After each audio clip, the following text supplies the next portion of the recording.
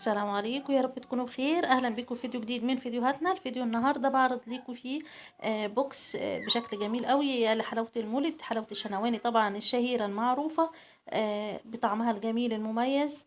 آه، طبعا هو شكل البوكس كده، عباره عن صينيه خشب مكتوب عليها اسم المنتج، وكمان متغلفه بتل كده، ومن جوه متغلفه ببلاستيك. وطبعا الحلويات بتاعتها على بأعلى جودة، بالبندق بقى والفستق والكاجو والحاجات الحلوة دي كلها.